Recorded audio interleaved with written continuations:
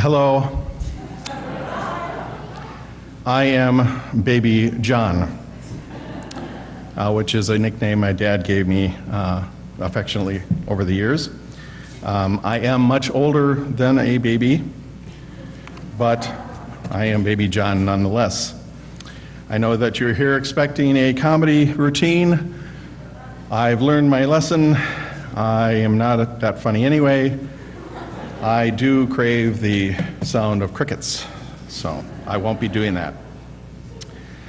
I would like to welcome you all here on behalf of my family to celebrate the life of my dad, your grandpa, your brother, your uncle, and your friend, and my mom's hubby. Whew, I thought I could get through that. We're glad that you're here to share with us the love you had for him. But today is kind of bittersweet for us. We learned that my dad's eldest brother, Jerry, is, well, not doing well at all. So as we celebrate Tom's with joyful song and stories, we do pray for Jerry, Uncle Jerry and his family. So if we could take a moment just to say a little prayer to yourselves silently for a bit. Thank you.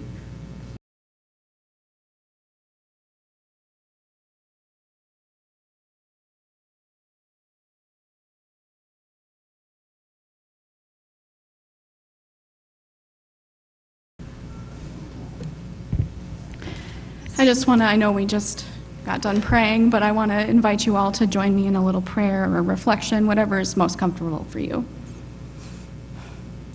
O wondrous one who has searched us and who knows us, move in and through us today as we celebrate the life of Tom Bass.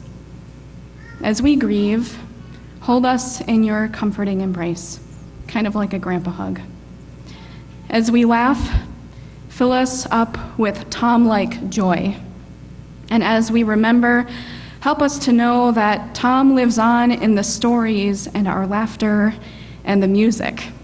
Oh, the music. We all share with each other today and even after today. Amen. Thomas Gregory Bass passed away on April 25th, 2022. He was born on November 23rd, 1938, the sixth of 7 children born to Roger Graydon Bass and Alva Nora Bass. Tom grew up on the west side of Madison and graduated from West High School. He was married on August 9th, 1958 to Deborah Dudley Bass. Tom worked at several television stations around the country in production and direction until 1972, when the family moved back to Wisconsin. He joined the family business, Park Printing House, as a salesman until his retirement. In his retirement, Tom spent winters in Florida with Debbie. Tom had great skill as a woodworker and spent many happy hours in his workshop. He also loved music, and especially found joy in singing bass with the Barry Robinson Chorus at Salem United Church of Christ, where he was a member. Survivors include his wife of 63 years, Debbie, son Greg and Colleen Bass, grandchildren Kelly and Amy Bass, Casey and Matt Crary, Trevor and Mari Bass, and Conlon Bass, great-grandchildren Tessa Bass, William Crary, Ethan Crary, and Alice Bass. Also his son John and Carrie Bass, grandchildren Emily Bass and Ellen Bass, and Johnny Hart. Sisters Roberta Stockton and Christine and David Kilps, brother Jerry Bass and Kay Bass, sisters-in-law Jean Bass and Linda Bass, and many nieces and nephews. He was preceded in death by his parents, son Jeffrey Bass, brothers Charles Bass and John Bass, and his sister Patricia and Jerry Edgar, and his brother-in-law Dick Stockton.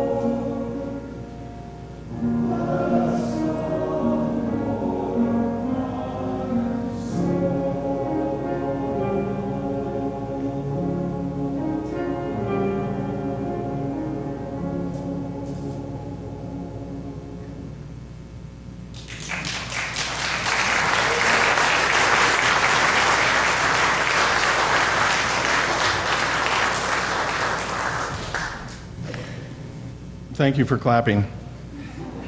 I didn't hear any amens. Amen. Amen.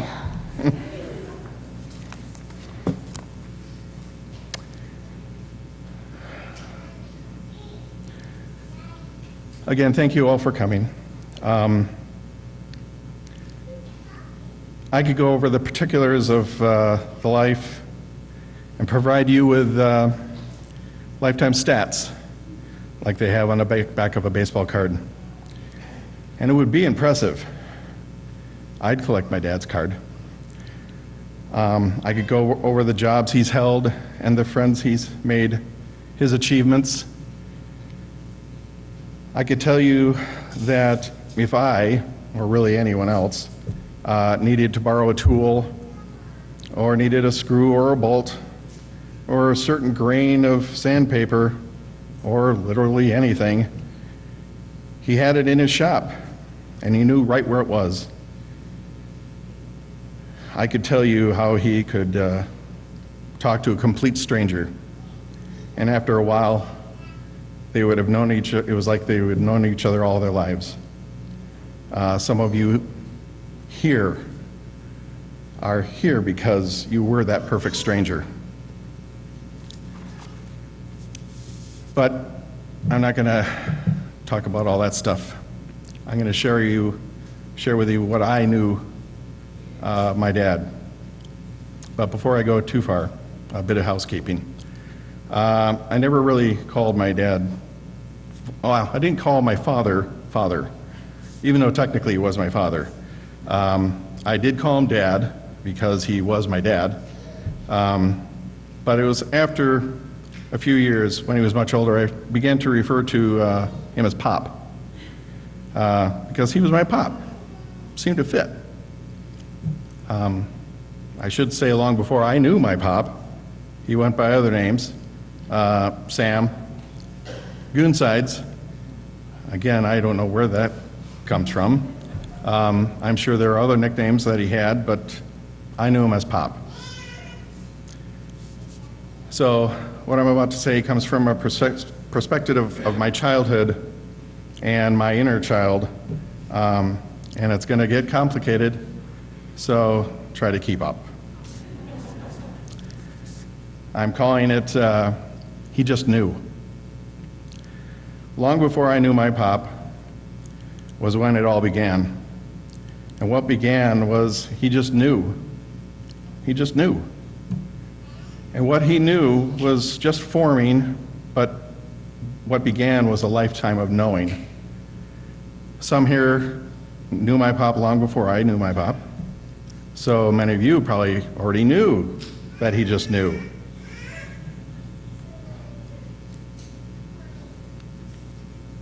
It was only after I got to know my pop that I began to know that he just knew. And it was because he just knew that I didn't really have to question. It was because he knew I could depend on him. It's because he knew I could trust. It was because he knew that he loved me. He just knew. I lived with my pop from my very early childhood to my young adulthood. I would watch my pop doing whatever. He just knew. Didn't matter what it was, he just knew. Going for a drive to see family or friends, or just to go for a drive. He knew how to get there and how to get back home again. How do you just know? I watched my pop working hard in the woods, cutting trees, splitting firewood for the wood-burning stove with sweat drops on his glasses. How did he just know? I'd watch my pop in the wood shop, measuring, cutting, drilling, sanding, gluing, covered in sawdust, creating a work of art with sweat on his glasses and drips off the end of his nose. How did he just know? I'd watch my pap fix whatever needed fixing. often racking his knuckles, making them bleed, with sweat on his glasses and drips off the end of his nose. How did he just know? I'd watch my dad work very hard. Whatever he was working on, it didn't matter what. He just put his all into it. With sweat on his glasses, drips off the end of his nose, often with bleeding knuckles, and a strong whistle that came from his nose. How did he just know? I was reminded the other day by Roger. When we were in Cub Scouts, and it was Pinewood Derby Day, or the race was coming up, we, Roger and I, would work on our Pinewood Derby car. Uncle John and my pop were helping us, carving, sanding, adding weights, graphiting the wheels, testing them in a wind tunnel. With sweat on their glasses and a strong whistle from their nose, I do recall I got to paint the car. I hate to admit this, but Roger finished first. I finished second. Well, JB finished first, and my pop finished second. But I'd listen to my pop say the funniest things, making us laugh, more often groan. How did he just know? Pop knew just the right time to add a zinger to light up the room. My pop was sometimes outrageous. Now, I swear there is a picture of this. I could not find it. Or maybe it's just a dream that I had, but either way, it involved a blue sundress with blue stripes and a train cap. And he was standing something like this.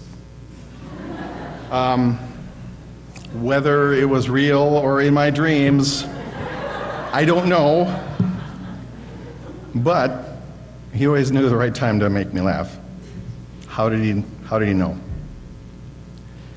I watched my pop ruin my pop can video. He dragged a hose right through a pivotal scene. I had lined up those pop cans in a line, and he dragged the hose right through it. But not only that, he added in his best old-timey accent, "Has there been a killing here?" Let's just say at the time I was infuriated, only to find that that was one of the highlights of the video. How did he know? I watched my pop work very hard to keep a roof over our heads and food on our table. First in television and then later part printing. Of course, I had no idea what he did, but I knew he worked really hard because especially when we were out east, we visited his office, and he had a file cabinet in his office. So he was pretty important. So he must have been working really hard. When he would come home, he would take off his jacket, his tie, his shoes to reveal his black smelly socks, and he'd lie down on the couch, and he would fall asleep, start snoring. And when dinner was ready, it was my job to wake him up. I'd push back and forth on his shoulder and tell him that dinner was ready. He'd let out a little snore, open his eyes, smile, and mess with my hair. He worked and he worked, and to this day, I still don't know what he did, but what he did, he just knew. I listened with my pop to classical music. He knew the titles and the composers. He knew the emotion that came from music. He knew the joy and the sorrow and the fun that came from the music. How did he just know? I listened to my pop sing. His booming, fill the room, perfectly in tune bass voice. He was not showy. He didn't sing solos, but he carried the song with his power. How did he just know?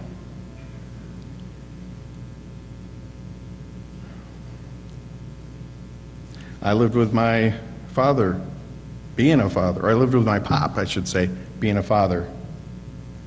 A dad and my pop. How did he know what to say, when to say it, and how to say it? How did he know when to step forward and step back? How did he know when to encourage and when to drop the hammer? Which do you want, iron or fist? Normally accompanied with a smile. How did he know when I needed a hug or a smile or a side look? But of course, he just knew. As I watched my pop get older and he wasn't able to do the things that he wasn't able to do, I witnessed his strength. He's tough. He had to put up with a lot. He had to live with a lot. And he had to give up a lot. He didn't always do what he was told, but it was a lot. All the while, he kept believing that eventually he'd get back to those days where he'd do a lot. When my pop broke his neck, and the EMS came and met with the doctors, and he said to Greg, "We got to do this." So they did it. He had to have the surgery. His last months, he had to put up with a lot. He worked very hard to get back. He didn't always do what he was told, but he fought hard just the same. We didn't know what was in store for my pop, but somehow he knew. In his last moments, he was chilly.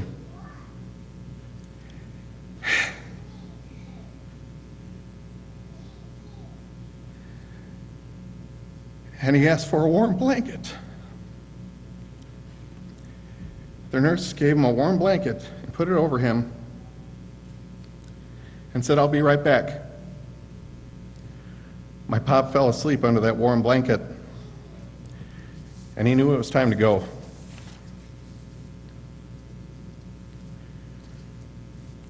All those things and more, my pop just knew. And growing up, I knew that I wanted to know just like my pop. And now, I'd like to think I know a few things, but I don't even know a smidge of what my pop knew. But I wouldn't know any of my knowings if it weren't for my pop. Thank you.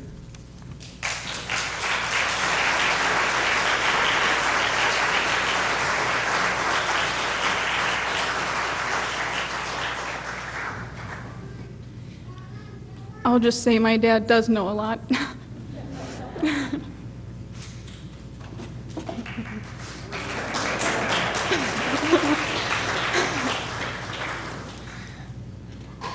Hi, everyone. I'm Ellen, one of Grandpa's wonderful grandchildren.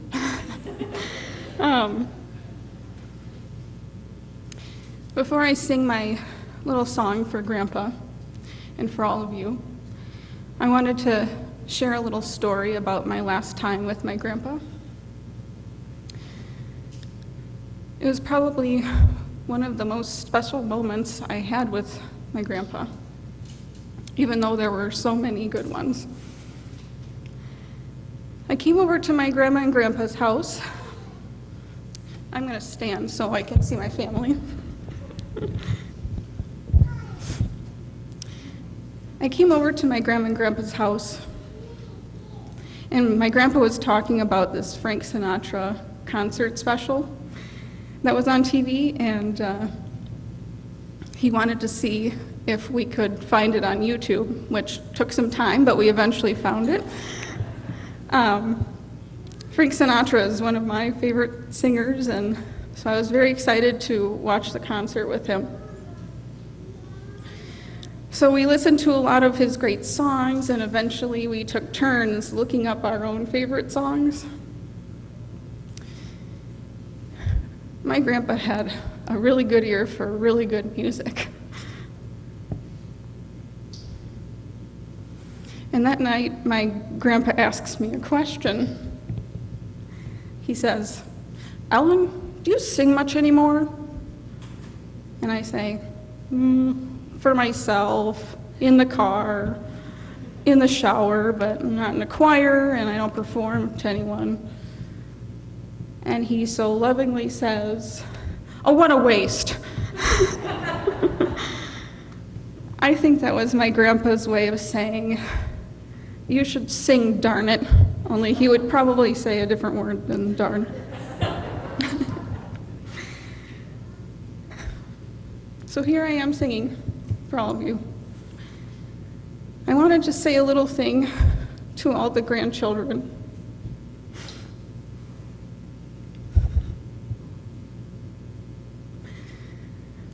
I know Grandpa was and is very, very proud of all of us and the many unique gifts that we can bring to the world. Thank you, Grandpa, for helping me see my gifts, giving me my absolutely favorite hugs in the world,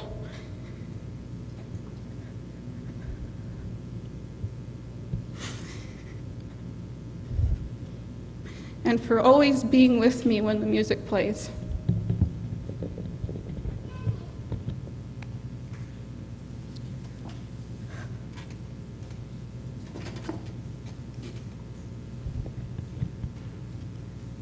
So there is lyrics in the bulletin. My grandpa was always someone to hum along. So if you feel so called to hum along with, I would love to hear it.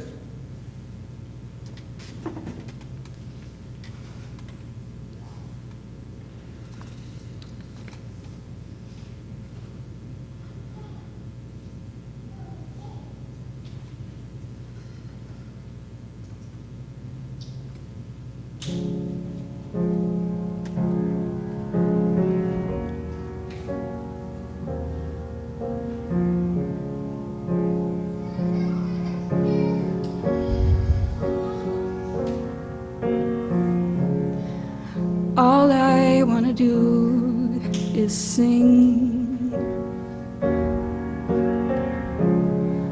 All I want to do is feel the music. And you seem so moved by the tune that I can feel it too.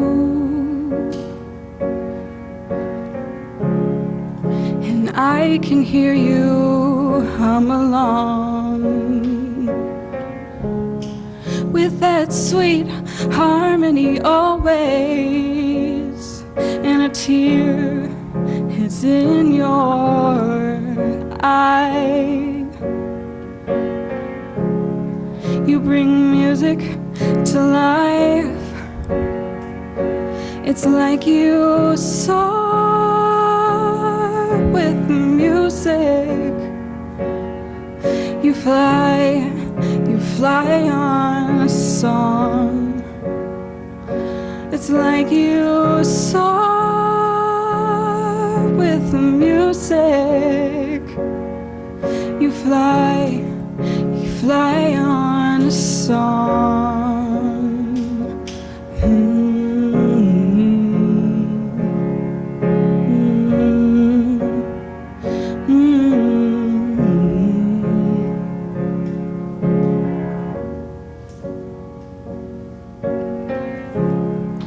You make me wanna sing. You make me feel feel the music, and you seem so moved by the tune that I can feel it too. Now I seem to hum along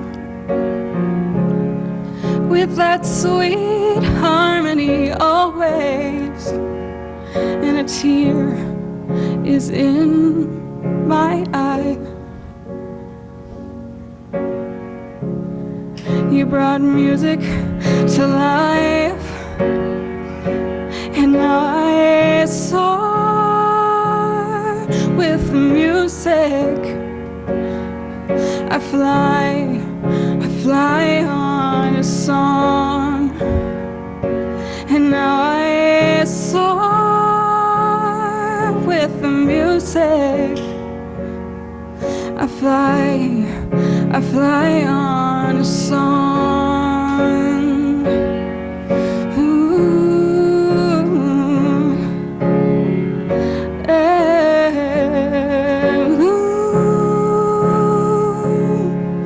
ooh.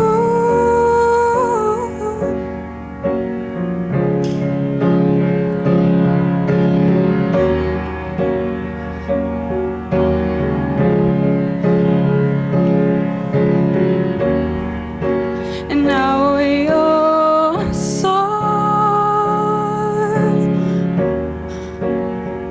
you'll fly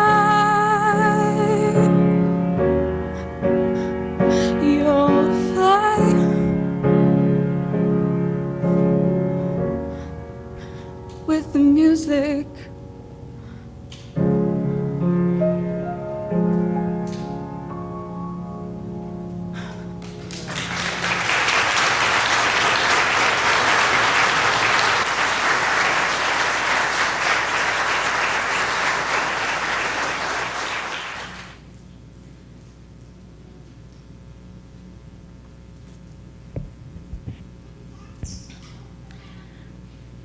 If you wanted to follow along with the scripture reading, it's on the back of the bulletin.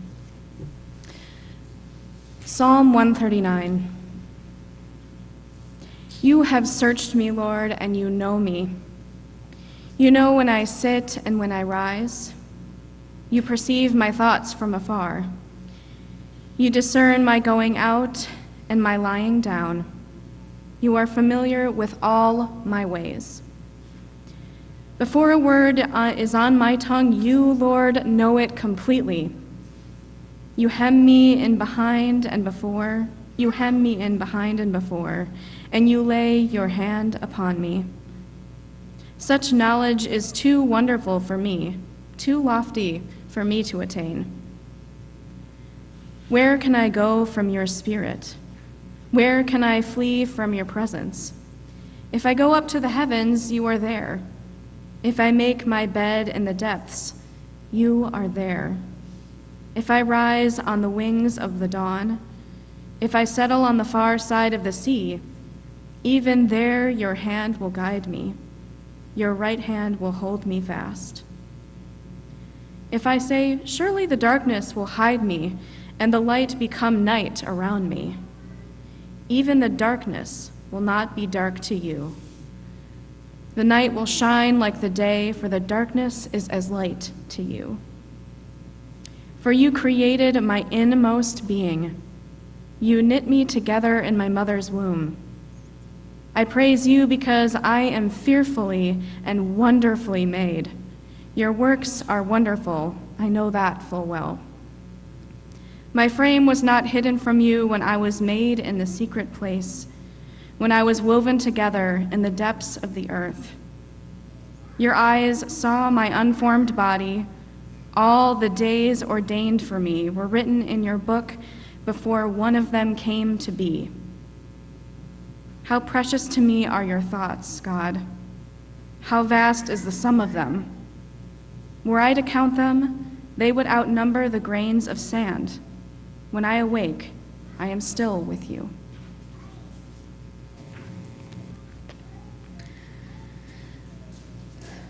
Okay, I'm going to try and get through this.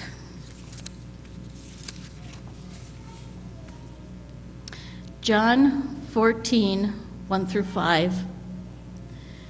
Jesus said to his disciples, "Don't be worried. Have faith in God and have faith in me. There are many rooms in my Father's house. I would not tell you this unless it was true. I'm going there to prepare a place for each of you. After I have done this, I will come back and take you with me. Then we will be together." Then Thomas said, "We don't even know where you are going. How can we know the way?" I recall Tom sharing a story from when he was a young boy. He was outside riding his bike up and down the street when all of a sudden everyone in his neighborhood came out of their houses and started cheering and dancing and shouting for joy. And Tom thought all this wonderful celebration was for him. I can just see him riding up and down, beaming from ear to ear as he pedaled with joy. Well, as it turned out, they were not cheering for Tom. They were celebrating the news that Germany had surrendered. He took such delight telling that story, saying, "Can you believe I thought that was all for me?" And then he let out a big Tom Bass laugh. One thing that I truly admired about Tom was his faith, and that he had a childlike faith. Not a naive faith, but one that was full of wonder and awe. Wonder is the emotion aroused by something awe-inspiring. And for Tom, it was the sunsets on the beach in Florida. The sun rising and slowly lighting up the mountainside. The sound of 2 or more musical notes playing together. The smell and the feel of newly sanded wood. And most of all,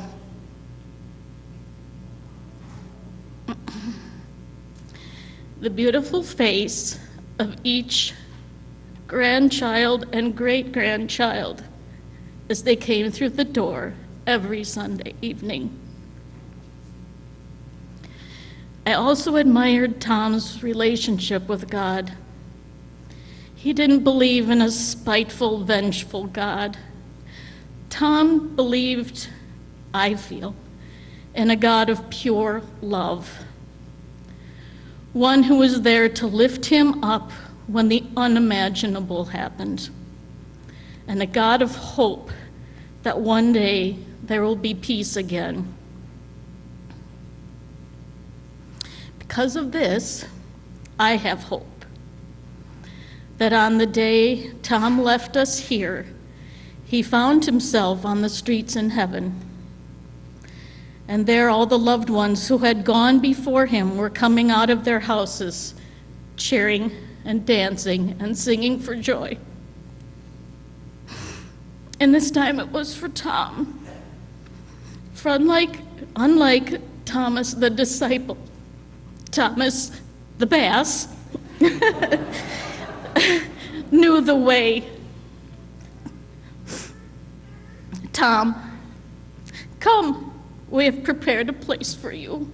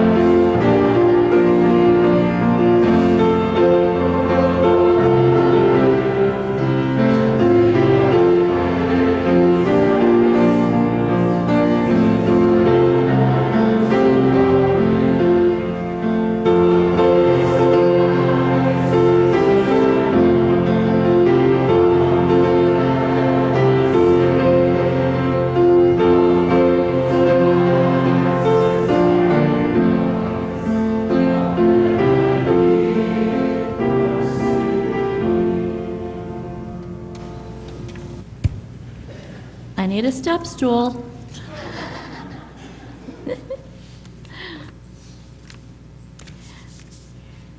Most of you know me, but some of you don't. My name is Christine Bass Kilps.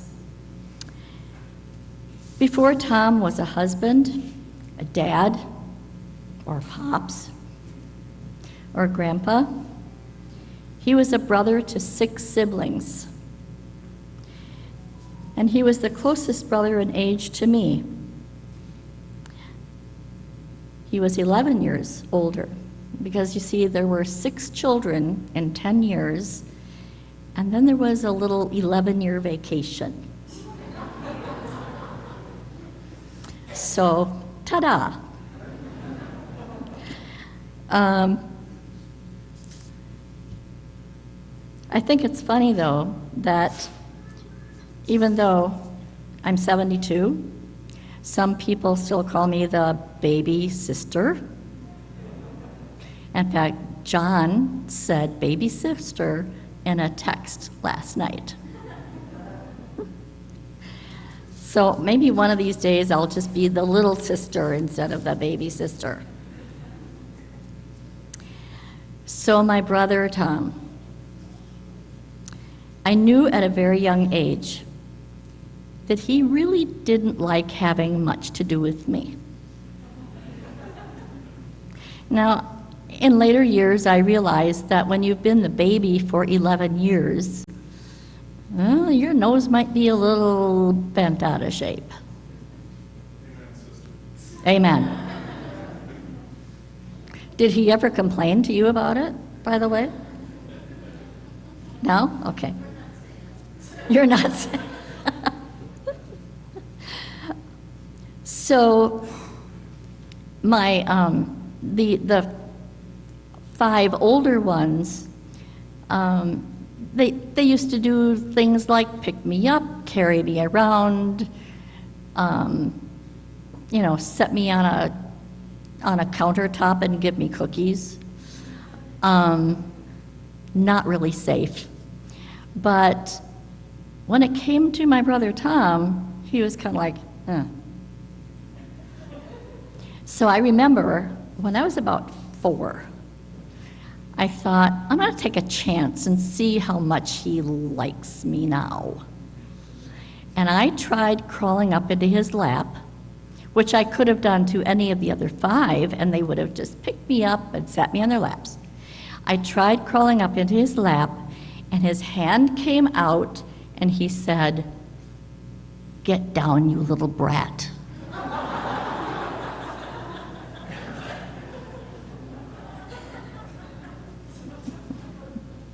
He did.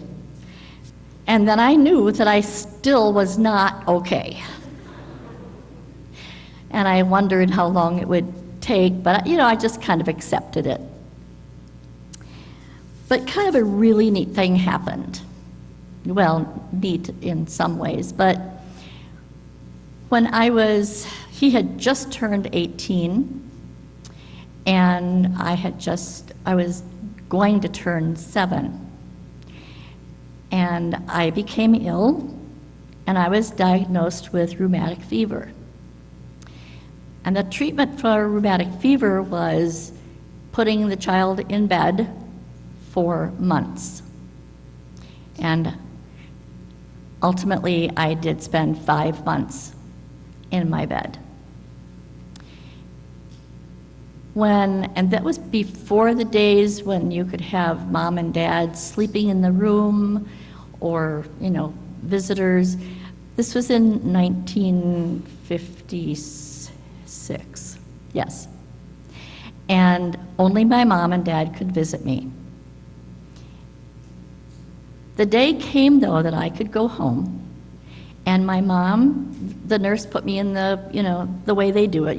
They put you in a wheelchair, and they say, "Go get the car, and we'll meet you outside." And so she went to get the car, and the nurse pushed me down to the door and pushed me out to the car, and my brother Tom was sitting in the passenger seat. And I was actually instantly filled with fear.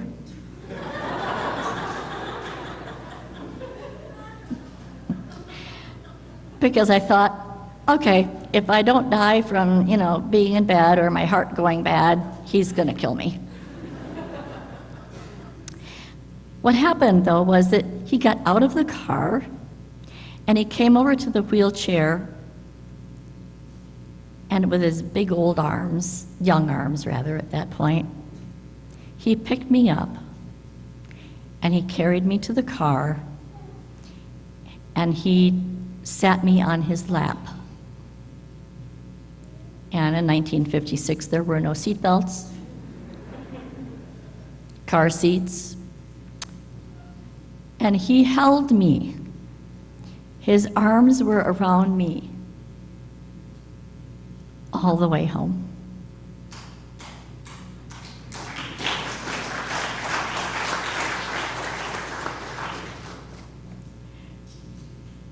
At that moment, I knew that I had a precious brother.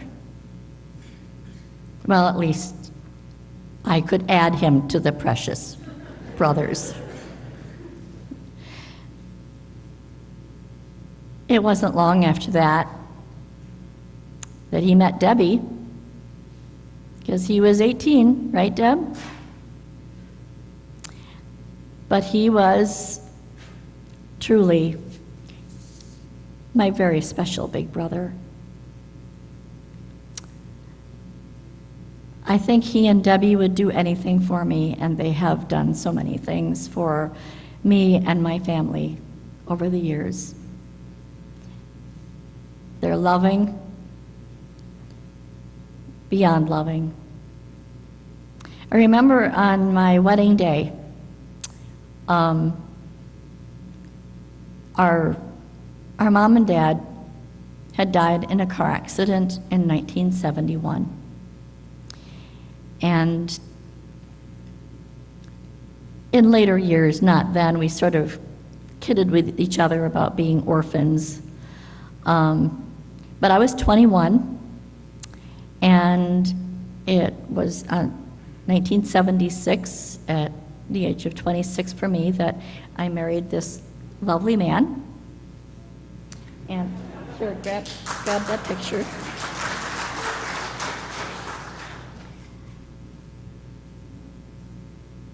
I want, if you have time, this picture will be on a back table, but my siblings have always been amazing people in my life. So on my wedding day, though, I called my brother Tom that morning, and I said, "Would you go with me to Mom and Dad's graves? Because I missed them. They weren't there. I waited for years, all those years, hoping that, of course, hoping my dad would be giving me away. And I felt really cheated. So I called Tom and I said, "Hey, would you go with me to Mom and Dad's graves? I want to put flowers on their graves, because then I'll feel like they're with me today." So he said, "Sure." So we got a bouquet of flowers and we went to the cemetery and we put flowers in the vase, and I sat down on the ground and I cried. And he stood behind me and he said, "They're not here." And I looked at him and I said, it was kind of like, "Well, what do you mean they're not? This is what, And he said, "They're here. They're right here. And they're going to be with you today. They're going to see you walk down that aisle. And they're going to see all of us be so happy for you."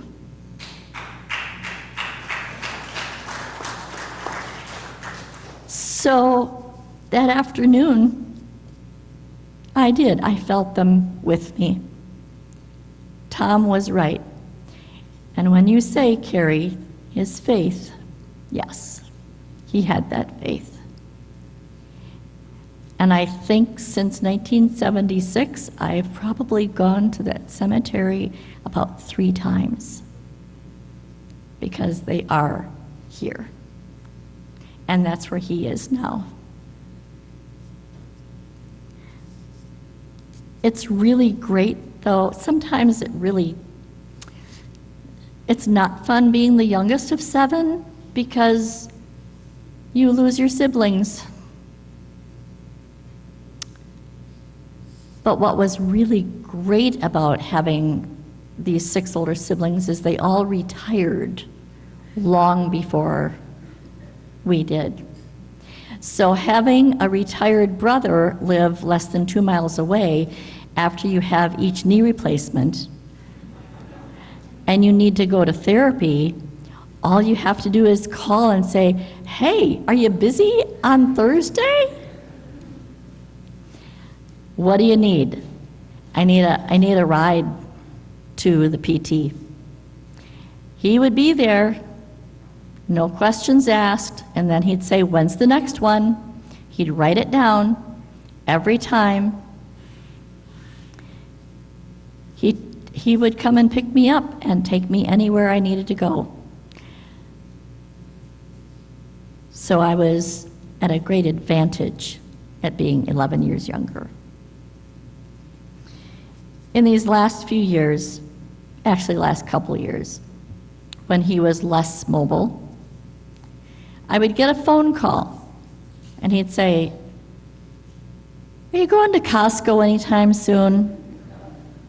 I'd say, "Yes. Yes, we are." Even though we weren't. And I'd say, what do you need?" Well, he needed his coffee pods because that was the only kind of coffee now that he liked. So David and I would always have some occasion to go to Costco, so we would do that. Then other times he'd call and say, "You going to Miller's today?" "Yes, we are going to Miller's today. What do you need?" "Butter pecan ice cream and granola." And Debbie needed Moose Tracks. So we very often the trips to their house would be granola, butter pecan, and Moose Tracks. These were the times that if he said he needed anything, since he jumped for me, I absolutely was going to jump for him because he was worth it. He was my dear little brother. I called him my little big brother because he was the tail end just before me.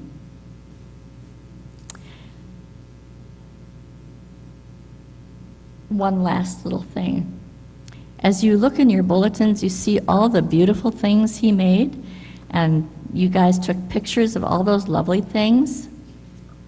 I wanna show you something that he made that I called him one day, and I said, "Hey, I can't quite reach the second shelf in my kitchen cabinets, so could you just whip up a little stool out of your scrap wood?" And yeah, and he said, "Well, how big does it need to be?" I said, "It needs to be big enough for me to put 1 foot on." Show them the top. No, tip it forward so they see the top. 1 foot. He took me literally. Because all it takes is to step up, reach for it, grab it, and come down. So that's what he did. Except that he went just a little bit further. Now you can see it looks a little worn, and that's not from me. He brought it that way. And you should be able to see nail holes or screws. Well, he put them in there, but he filled them. And I said, "Really? You had to fill I said, this is just some little, cruddy little thing that's going to be in my kitchen. He said, I don't care. I am proud of my work, no matter how cruddy it is. So this little stool will be with me as a very fond remembrance of my little big brother. Today I celebrate him, and I celebrate my other brother Jerry, who will likely be joining Tom and the rest of those who have gone before us by the end of today. When Jerry found out, when I was talked to him anyway, we talked about Tom, I'm sorry, when I talked to Jerry about Tom passing, he said, he's so lucky. Jerry has been wanting to go for months. And I truly believe that today his prayer will be answered.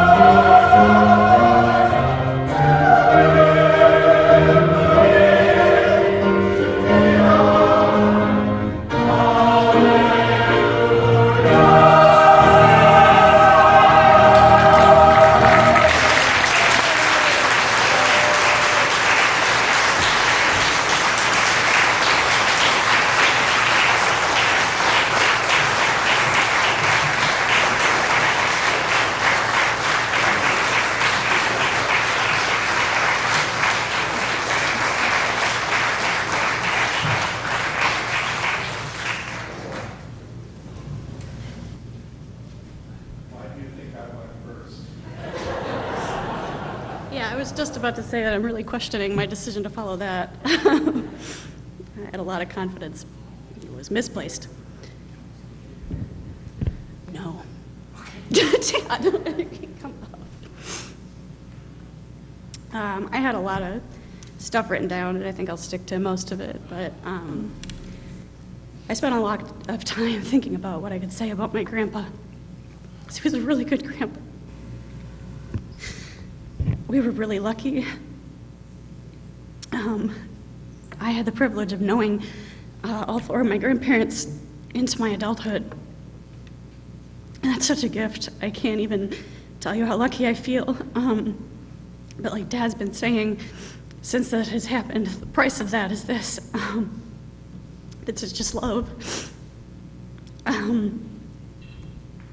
So really, I guess what I'd like to talk about is the things that my grandpa gave to his grandchildren. He delighted in things, and he taught us how to do that. He took us blackberry picking. So anytime I have a blackberry with my daughter, I tell her about her great-grandpa Tom. I gotta get it together, sorry.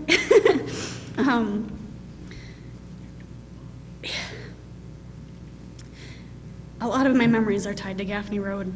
I feel like I grew up out there.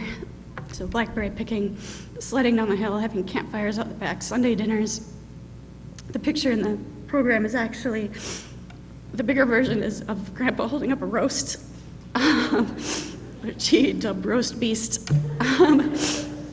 So the smell of that will forever feel like home.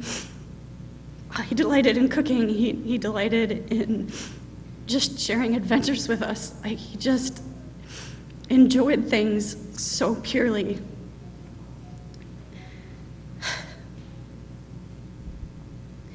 The picture is one Uncle John actually took because Sunday dinner had been such a fixture in my life that when I went to college, its absence it left a big hole. It felt very strange to eat alone on a Sunday. So Uncle John put together this slideshow with various interviews and pictures from the attendees. It's really worth a watch. I should dig that up. But I suggested that picture because that guy in that picture, with everything that he went through in these recent years, like that guy is who will live here and here. I think for all of his grandkids, is the one who would cook us a roast and take us blackberry picking and take us sledding and plop us up on the counter to help him make popcorn. It's love. He gave us love. There was never a time that I doubted how special I was to any of my grandparents, especially to Grandpa Tom.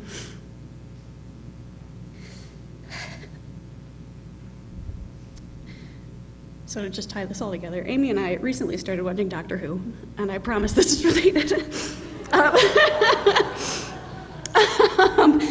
So the Doctor, for those of you not familiar with the show, has a spaceship that can travel through space and time, and so the premise behind that suggests that the past isn't really the past, it's happening now.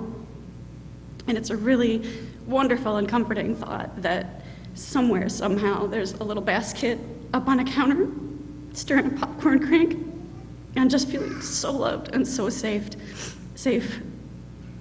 Or watching those big, strong hands turn a pen on a lathe, or just bopping around in a shop that we had no business playing in. But just the thought that that's out there somewhere and that it's part of all of us is really comforting. All of those things and all of that love is still here. So he's not really gone. He's just living in a different way. And I'm really grateful that we have all of that. Thanks.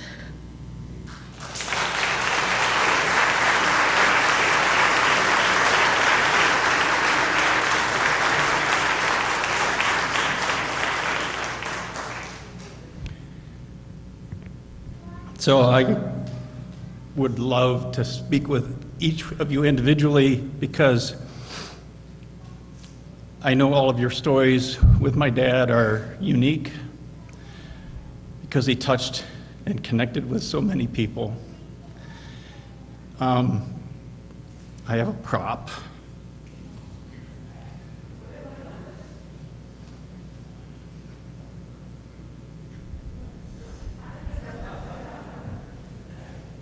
So,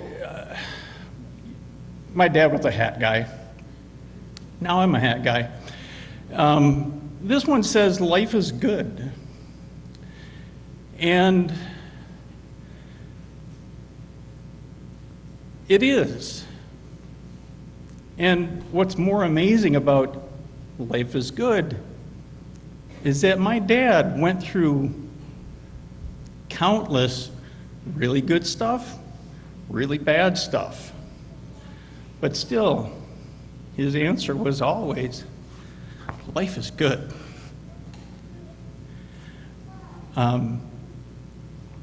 You know, I don't know where he learned it, how he learned it, but he lived it. He just knew. And I want to go back to that. You know, John talked about how he just knew. And, you know, I can tell you that if it involved his hands and his brain, and he didn't know how to do something, he'd figure it out.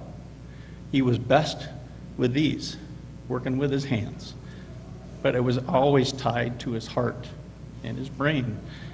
And if he didn't know how to do something, if he didn't just know, he'd figure it out.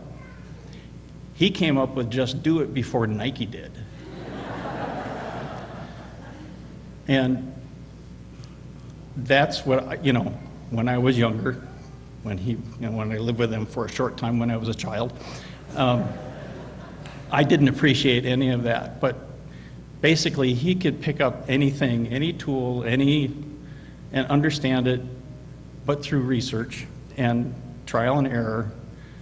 I came to know my dad having worked with him at our family business and learning how to do woodworking with him in our shop, his shop. I think of it as mine, just because we spent so much time there together.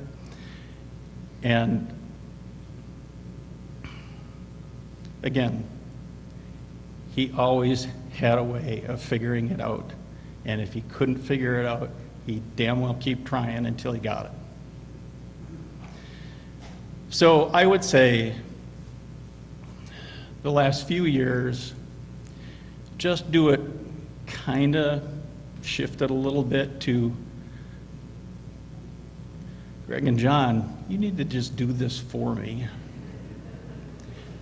I need the help. And I think it hurt him to admit that. But I can tell you that for the amount of currency he built in teaching his boys, there was no limit to what we would give back. Family was so important to him. His friends were very important to him. Standing up here and singing with you all. Unbelievable. Unbelievable. What a legacy this man has left for all of us.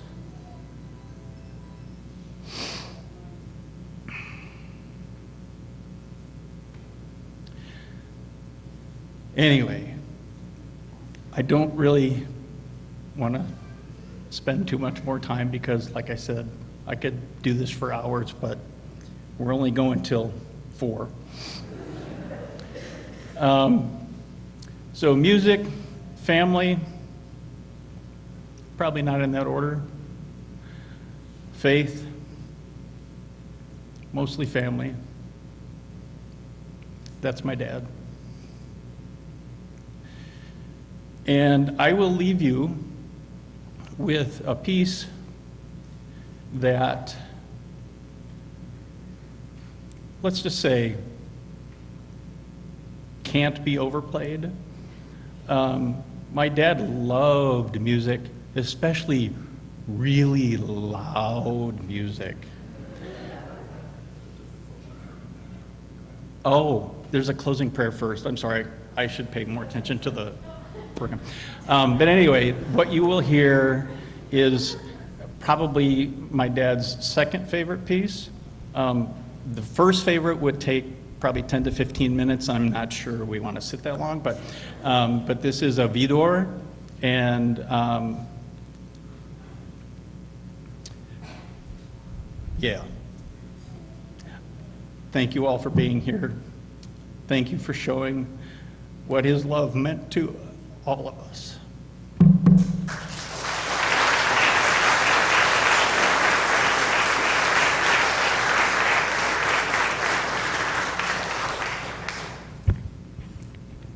I invite you all to say one last prayer with me. O wondrous one who has searched us and who knows us, you have moved in and through us today as we have celebrated the life of my grandpa, of a brother, of a father, of a great-grandfather, of an uncle, of a friend. As we have grieved, you have held us in your comforting embrace, reminding us of Grandpa Tom's comforting embrace. And as we have laughed, you've filled us up with Tom-like joy. May we remember that Tom's life flows on in endless song, through the stories, songs, and hymns that have been unspoken and the unsung words of our hearts as well. In a lifetime of knowing, a hummed sweet harmony, a wonder and awe-filled faith, in that urge to sing, in a full-armed and warm embrace, in pure delight at blackberries, and in the goodness of life. May we remember that his life flows on in that endless song. Amen.